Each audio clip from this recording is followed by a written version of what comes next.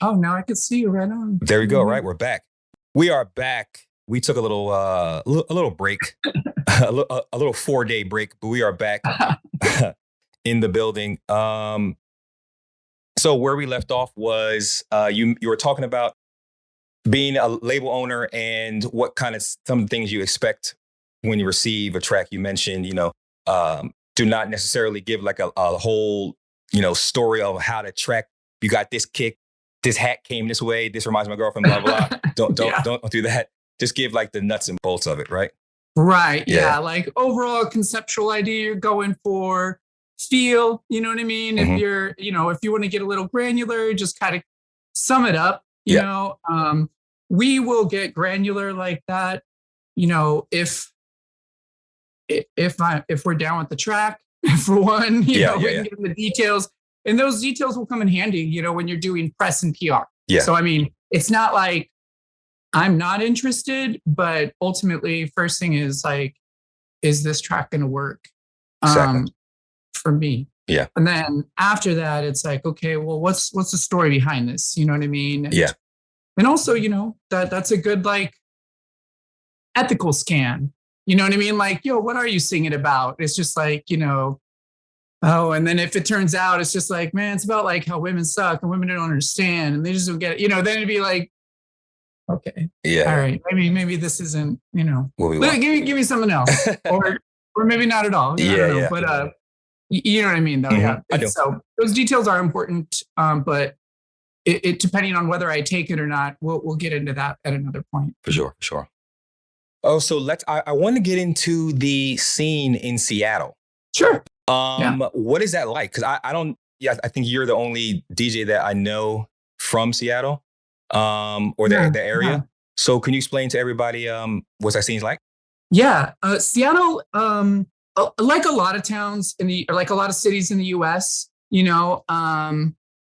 where there's not a huge market like LA, Miami, New York, Chicago. Seattle doesn't have as many people.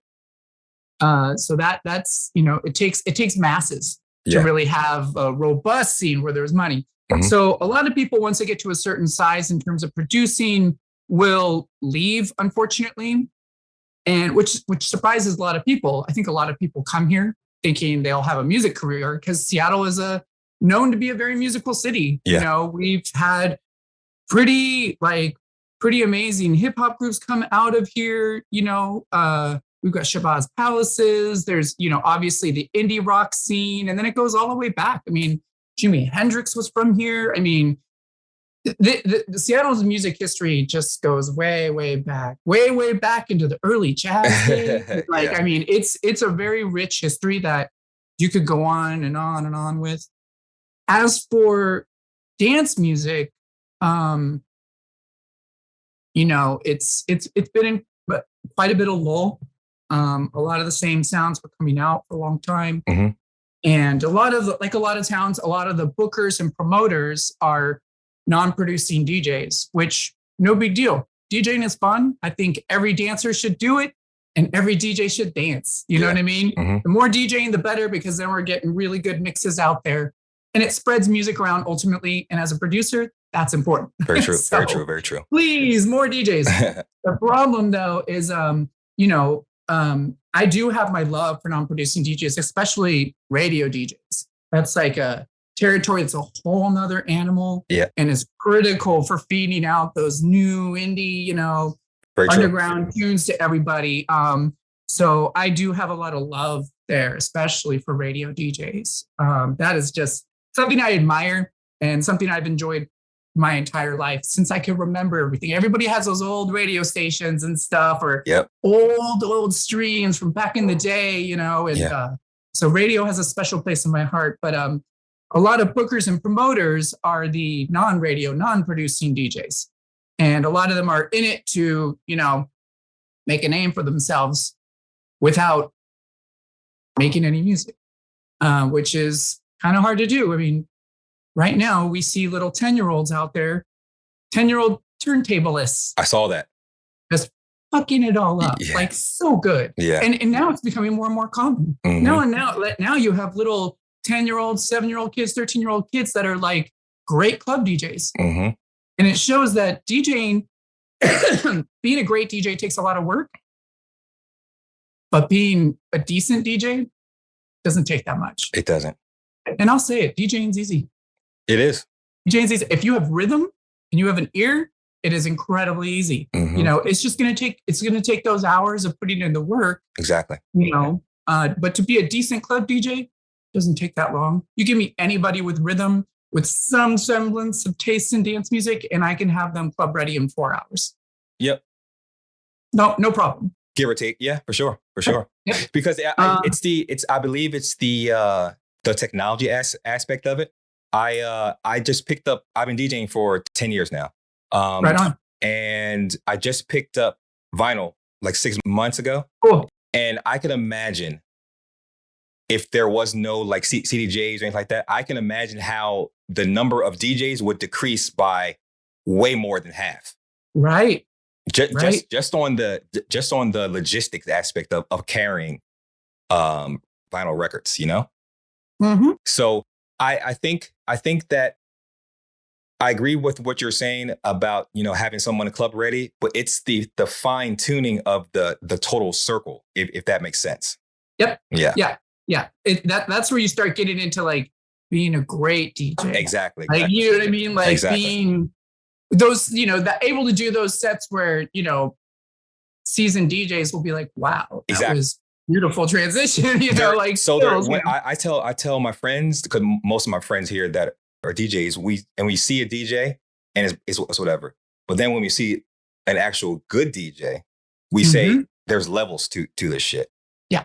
And then once we hit the top tiers of stuff like that, so like there's no limit to how good of a DJ you can be. Honestly, there's no limit. Yep. But you know, and I don't see a lot of these bookers and promoters, I don't see them doing that. You know, I don't see them blowing my mind, you know. Mm-hmm. But the problem is the producing DJs in a lot of these smaller markets, you know, these smaller cities. Yeah. A lot of these promoters and bookers, you know, they do see producing DJs as a threat.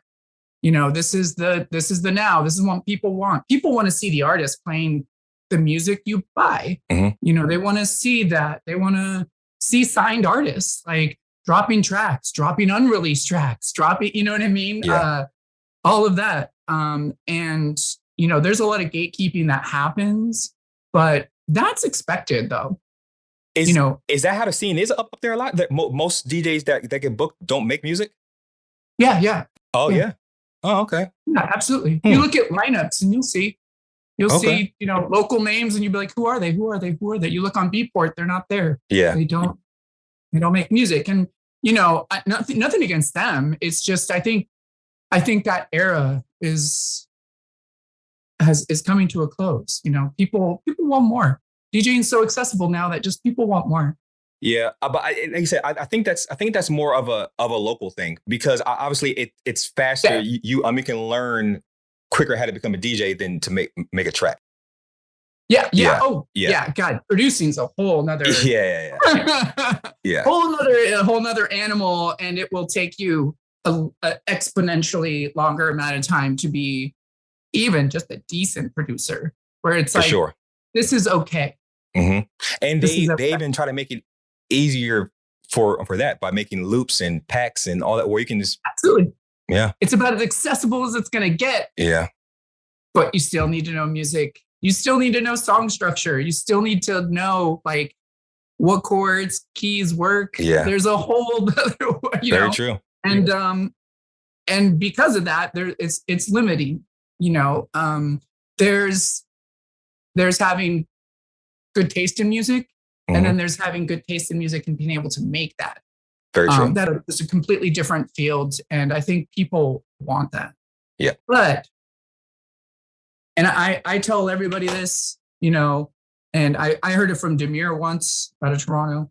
My God. And I think I might have mentioned this before, but like, the more you focus on a national level and a global level, these little local gatekeepers will just mean less and less and less. Yep. So I'm not saying step on these people. Let them do their thing. Let them have their parties, and you know, they'll, after a while, once they aren't offering who are the biggest producers in the town who DJ, once they don't have access to that. Yeah. And when these people move on, then, their party ages. Yep. Instead of a house, they become more of a retirement house. And then the scene moves on. Yeah, very That's true. how it goes. Yep. Because, sorry, go ahead. No, go ahead. So yeah, ultimately though, like, I'm not saying step on these people, but just go ahead and step around them. Yeah. By focusing on a national and global scale. Very true. Which has worked for me. And I'm seeing others do it in Seattle too. And they're getting national recognition and global recognition. And people would be surprised. They have no idea these artists are actually from Seattle. Yeah. People don't know Tony H, Ema, Zoff, Hesner. All of these people are from Seattle. Yeah. Like, and there's many, many more names, John Lee, Simon Hauser, it goes on and on. Madlon, great producer, Snapdragon coming up, Mindy making breaks, Miss Mindy, I mean. But yeah, the list goes on and on. Women, man, it's a huge variety of sounds coming out too, but people a lot of times just don't realize they are from Seattle. They just don't get put out in front. I think it's like with large festivals here, you don't see local producers. Sometimes you will see non-producing DJs in big festival lineups, Insomniac lineups representing Seattle. Is something. Yeah, yeah. That's amazing, right? That is. I mean, I would at least hope that they would have some type of better representation than that. Then. Oh. Yeah. They just know. Yeah. You know how it is. They just know the person. They have the girlfriend. They have the boyfriend. They have the. Yeah. But you will see that all the time. They just did something up there not too long ago, right? Like a day trip festival up there. Yeah. And what was great was, seeing there were two local DJs in there, but one of those local DJs was Tony H, which is great. Tony H. Label boss of Late Night Munchies. Okay. He's he helps manage Space Yacht. Been on Desert Hearts, on the Plump Records compilation. Been on Dirty Bird. He's amazing. Nice. He early on when I took off, he helped me out, and I signed with him for my very first signed release. Oh, nice. And that was Late Night Munchies' first #1 and my first #1. And we've just been working with each other ever since. That's dope. It was so cool to see him on the big stage. It's rare. It's rare to see like producers at, Seattle producers at festivals. So. Yeah. We may gotta have him on the podcast. Maybe you can make that the introduction. That'd be cool. He is great. He's always down, and he respects house roots and understands what the scene needs. Yeah. He's been a huge ally for local queers and stuff too, and myself. So, that's dope. Which is rare in the industry to get support. Yeah. So that's actually a good segue. So I know you mentioned earlier about like mental health. And the time that you transitioned, you were going through a harder time in your life, and that you kind of reconnected with the house music scene. Can you talk about how mental health and DJing helped you kind of form your outlook on either the scene and the way, just music is in general, either locally and, internationally or, within America? Yeah, it's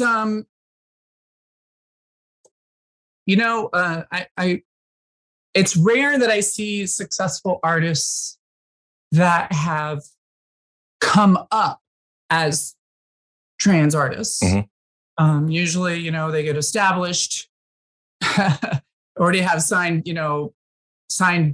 contracts, maybe even started their own labels, and then transition, which is great because you have a foothold. Yeah, you have your carbon footprint on the industry, and you're able to just go ahead and dig in. So coming up after you transition is a lot harder. I've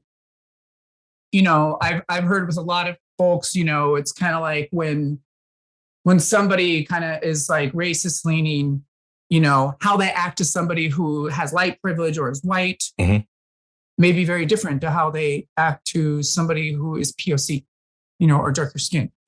And I find that a lot as well, being trans, is people are like, and I'm like, man, this person gave me like heat out of nowhere and got a little transphobic and turfy. And then they'll be like, wow, they've always been really sweet to me. I don't see that. Yeah. And that's it. And you're like, why don't you just trust? Yeah. Why don't you just trust? Like, if like, like if Tony came to me and was like, yo, this person got kind of racist, I would take them at their word immediately, and be like, okay, regardless of how they treated me. Exactly. I wouldn't get that experience. How would I? Exactly. How would I know? Mm-hmm. And so the same thing works with, it's similar while different, obviously. There are some similarities in how you just get treated different. And this is one of those instances where it's been a little harder. I've even had queers get weird on me here in Seattle. Because a lot of Seattle is performative in its progressiveness. Seattle is known for being progressive. Progressive, yeah. Very left-leaning. But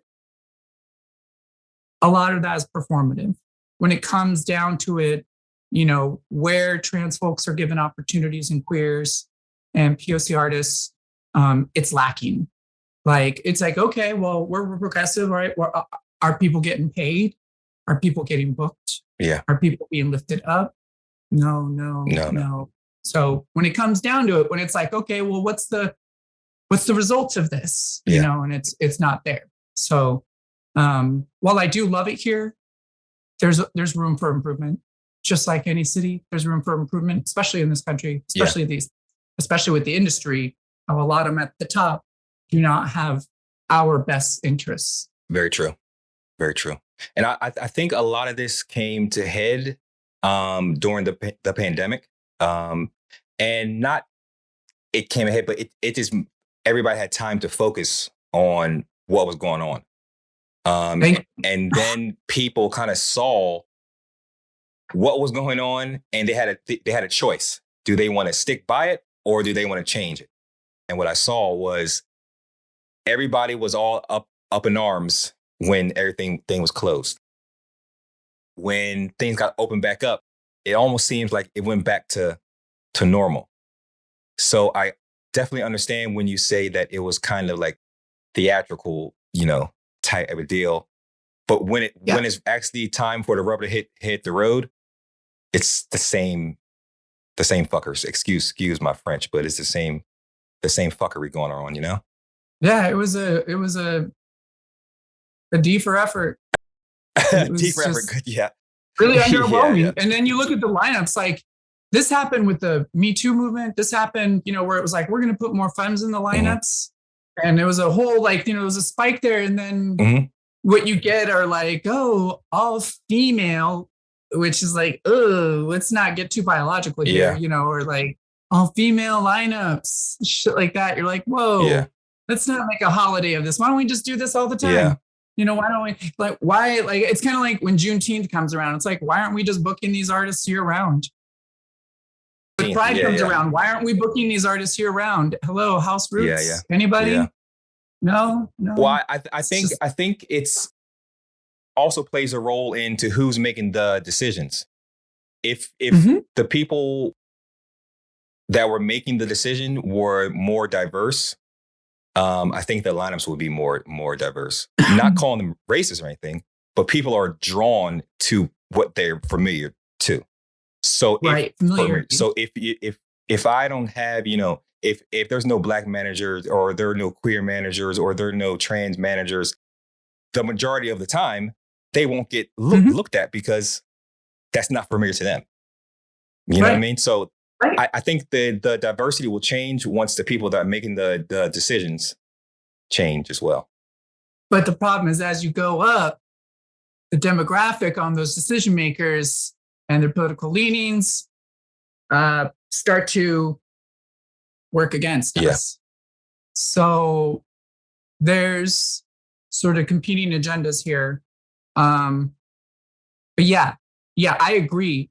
Absolutely. They will go with what's familiar. Yeah. And if you look at these agencies and you look at go through and look at, go to their about page, look at the staff. Yeah. Oh, I know. Look at these management companies. Look at the booking companies. These firms. When you look at the actual staff, yeah, it's all cis white folks. What their sexualities are, I don't know, but it's pretty apparent that if they're going to be leaning toward what's familiar, it's not going to be toward us. So if we had a crystal ball, how would you change it? Well, obviously, you can fool yourself and, think you're going to Aaron Brockovich it and put the whole industry on trial sort of thing, you know, where it's like, you're just, you try to fight your way up in these little, circles where there is a limit and they will set a limit on you. And you just keep, scratching away, running yourself into the ground, trying to get acceptance. Or you can do your own thing.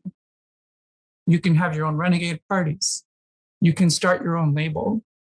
You can maybe have somebody who's, familiar with DJing, familiar with the network, and isn't a producer, so has that time to maybe be an agent, step into that role, maybe take on more people and have that grow, but it just takes knowledge, time, money. And that's something that doesn't always work in favor of LGBTQ and POC folks, our demographic. So it's a challenge, but it's doable because these things are all becoming more accessible. Accessibility, it does not take that much to start a record label, get an LLC, and lock that down. It doesn't cost that much to launch music. And then once you do that, then you have a platform, you have an institution that nobody can take away from you. Very true. Nobody. You have full control over it. You have full control over your releases and the artists that you lift up. Very true. They have control over releases. So I'm doing what I can. But ultimately, these clubs are owned by a certain demographic, and, every scene has those bookers where, it's just, they're not going to lift the scene up. Yeah. Would you ever move to a different location that has like a more, wide open and diverse scene? I would like to live in different parts of the world. But Seattle, I think, or the Pacific Northwest in general, will always sort of be an anchor. I have a fondness for cool, gloomy weather. Oh, yeah. Having grown up in Southern California and Florida for so long, it is really nice to have rain seasons and not be sweltering hot all the time and seasons. And so it's nice. But yeah, I could see myself living in Portland, Vancouver, BC, overseas in Europe, maybe. Central America would be nice. A lot of options there. I don't know. There's all kinds of, the world's big. The world is your oyster, you know what I mean? There's little pockets of scenes everywhere and nothing's permanent. There is. I encourage people to move around if you can. I have 2 kids, so it's going to be some time before I'm, moving around like that. Yeah. But eventually I will be traveling more, and maybe I'll live somewhere for a year and live somewhere else for another year. But Seattle will always sort of be my, I always consider it home. And that's a good thing about the music scene. Is like you can be old, you can be young, as long as you have the passion for it, you can do anything you want within it, really. Absolutely. Yeah. I'm seeing like pre-teens producing and people in their 60s producing on the big stages, and it's for everybody. Music is the best sort of glue for generations. It is. Just to relate. It is. You can talk to anybody at any age, about music. And almost any language, really. Yeah, absolutely. Any language. I remember I was in a Uber or a Lyft or something, and this guy, I was talking with a driver, and he was like, "Oh, he's like, oh yeah, I moved here from Somalia or whatever," and I was like, "Oh yeah, do you know the Durdur Band?" And he's like freaked out, like, "What, the Durdur Band?" I'm like, "Yeah, the Durdur Band from like the '80s, like '80s, early '90s." He's like, yeah, but how do you know them? I was like, oh, they like kind of made a resurgence and like, and kind of became an underground kind of hit, because it just kind of came back because it's really good music. And he was like, oh my gosh. So, but he told me about the band, what the title of the band's name meant. Yeah. So I found out all this new stuff about this band that, was obscure. And I was like, man, that's amazing. He's like, oh, I grew up on this and that's like dope. Gave me all this info. I was like, this is one of those things where it's like music ties it in. Music and food. They're the two best things in the world, music and food. And dancing. Dancing. Because you can do all three at the same time. There you go. Yeah, exactly. We're gonna get pump records in on that discussion. Dancing. Hell yeah. Music and like eating. Yum. So the podcast is almost coming to an end, but we have a new segment on the podcast, and we try to get questions from either your followers or my followers or just followers in general. So we have one question: who from anyone in the scene, either locally or globally or whatever, would you like to make a track with? Oh, let's see. Let's see. In this, oh gosh, I probably, if I'm going to be making wishes. Yeah, sure, of course. Outside of that, gosh, that's a tough one. That is a really tough question. We'll start locally first, and to give them a little shout out, and then we'll go with the. Okay. I would love to work with let's see, I can't say their name. They're going through a rebrand. Uh-oh. Shoot. Let's see. Hold up. Caught myself. Let's see. I'd probably like to do a collab with Tony H. Okay. We're long overdue. Yeah. We've remixed and done stuff like that, but we've never done like a track where we are together, which is kind of funny considering how many years we've been working together now. Yeah. So I say Tony when it comes to Seattle. As for, gosh, nationally, I don't know. Shaka Khan? Shaka Khan? Yeah, that'd be good. Uh-huh. Would it be R&B or would it be like more of a house or kind of let Shaka be Shaka? Well, I would let Shaka be Shaka. But I think because of the opportunity like that, I love Jack in House. Me too. I don't produce Jack in House because I have this thing where if I respect a genre a lot, I will take my dearest sweet time tackling it because I like to ruminate, think on it before I really go there. Because Jack in House has so much history. It's that old sound. Yep. And if I'm going to do it, I need to come correct. But I have Shaka Khan in the back pocket coming on board with me. That would be the time. Hell yeah. So that's dope. That's dope. Well, Longstocking, thank you for coming on the podcast. This is a great conversation, informational. You let us, look behind the Seattle scene and kind of got into your mental health too. So we definitely appreciate that for sure. All Things House, thank you so much for having me. And definitely check out Sunglobe Here, my last album. Definitely, shout out. It's out there on all platforms now. So it's on Spotify, Amazon Music, Apple Music. And then coming up, it's on pre-sale now. Ima's first full album coming out on Feral One Records called Dysmorphia. Nice. It's got everything like pop trap wave and just really adorable house and then more serious stuff. But it's it definitely encapsulates that wide sound that Feral One Records will have. So it's coming September 2nd. And the pre-sales are available now, but it's on SoundCloud. So go to Feral One Records and listen to the whole thing. Hell yeah. We will definitely put all the links in the description below, in the caption. So everybody go grab that up. Hell yeah, right? Well, thank you so much. Thank you everyone for tuning in. This is another episode of the All Things House podcast. Peace. Thanks, Ollie.